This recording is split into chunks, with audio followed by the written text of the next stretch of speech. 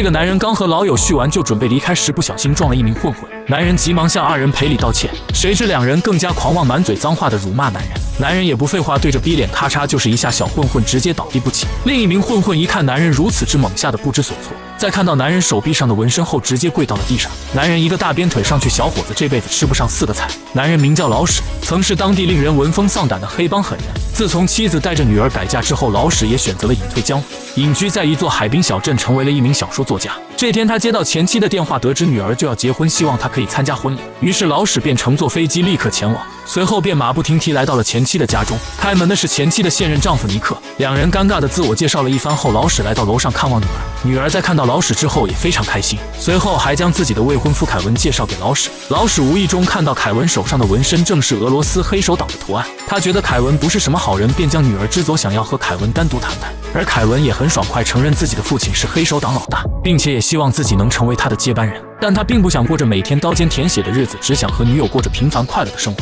老史对凯文的回答很是满意，接着老史又找到了女儿，拿出一枚戒指送给她作为结婚礼物。随后在尼克的带领下，三人开车提前去了婚礼现场。可他们刚刚离开，一旁的面包车上就下来了2名彪形大汉，二人拿着匕首悄悄摸进了房间。女儿和前妻还没反应过来，就惨遭对方毒手。很快老史就接到警察的电话，得知前妻和女儿出事后，他立刻赶了回去。此时的前妻身中数刀，已经领了盒饭。好在女儿虽然身负重伤，但还有生命迹象。根据现场情况，丢失大量财物，还包括老史送给女儿的戒指。警方认为歹徒在寻找财物时被主人发现，结果惨遭毒手。但老史却不这么认为，他觉得此事一点中毒，所以请求警方隐瞒女儿还活着的消息。很快赶回来的尼克在看到死去的妻子之后，似乎有一些紧张，而凯文得知未婚妻被害，犹如晴天霹雳，悲痛万分。种种迹象表明这件事情绝对不简单。随后老史来到医院，看着病床上的女儿，他暗暗发誓一定要让伤害过女儿的人渣血染半边天。临走时，他给医生留了一个电话，表示一旦有异常情况就立刻联系自己。接着他转身回到了前妻的家中，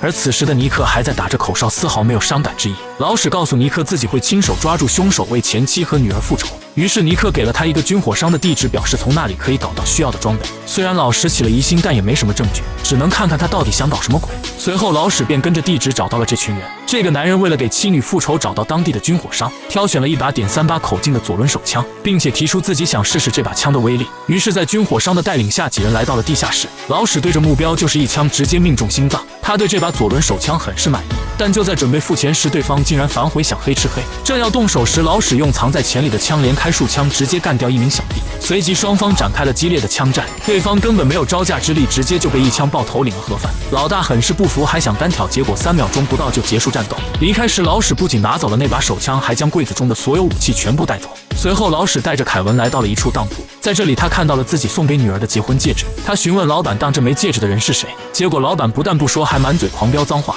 这可把老史给惹怒了。上去就是3个大炮子，外加一记按头撞，硬是将老头揍成了猪头。完事后，老史让凯文拿走了店里的监控录像，还将戒指也一并塞进兜里。通过录像，老史锁定了对方的位置，便开车赶了过去。到了地方之后，老史没有废话，随手从后备箱拿出一把冲锋枪，对着天空就是一阵输出。屋里的混混听见枪声，拿起武器准备撤离，结果和刚刚上楼的老史相遇，双方随即展开了激烈的枪战。但老史用的是自动步枪，直接压制的对方抬不起来，这帮家伙只能一边还击一边逃跑。老史也马不停蹄地追了过去，结果和一名断后的歹徒相遇。身为一名顶级杀手的老史根本没把这个家伙放在眼里，没一会功夫，对方就被打得毫无还手之力，很快就被按在地上一顿摩擦。接着老史打算从他嘴里问出一些有用的信息，结果对方不仅嘴硬，还不停地侮辱自己的女儿。只听一声枪响，小卡拉含泪告别了地球。原来是愤怒的凯文开枪打死了这个家伙。随后老史在混混的身上一顿翻找，发现一张卡片，显然这是他们经常去的地方。与此同时，黑老大泰勒也找到了逃出来的混混，从2人的对话中得知杀害前妻和女儿的罪魁祸首正是这个泰勒。他之所以这么做，就是为了断掉儿子的念想，乖乖回去接自己的班。可结果却执行任务的2人却临时拿走了桌上的戒指，这才让老史有了追查下去的线索。愤怒的泰勒拔出手枪，直接一枪打掉了这个家伙的一只耳朵，接着警告他，如果不能尽快解决掉老史，那接下来将不会是失去一只耳朵这么简单。随后带着手下离开了现场。这边的老史准备和尼克一起去参加前妻的葬礼，但就在准备上车时，2名混混突然举枪出现，而尼克也露出了真面目。原来女儿和前妻的死跟他也脱不开关系。几个月之前，尼克投资失败，欠了泰勒一大笔钱，为了还清这笔钱，他偷偷为妻子买了巨额保险，然后与泰勒勾结，在婚礼当天杀了母女，这样他就能拿到巨额赔偿。而泰勒也顺便做掉儿子的未婚妻，让其回来接班。说完便让混混干掉老史。自己则直接驾车扬长而去。这两个混混端着一把喷子准备干掉面前的男人，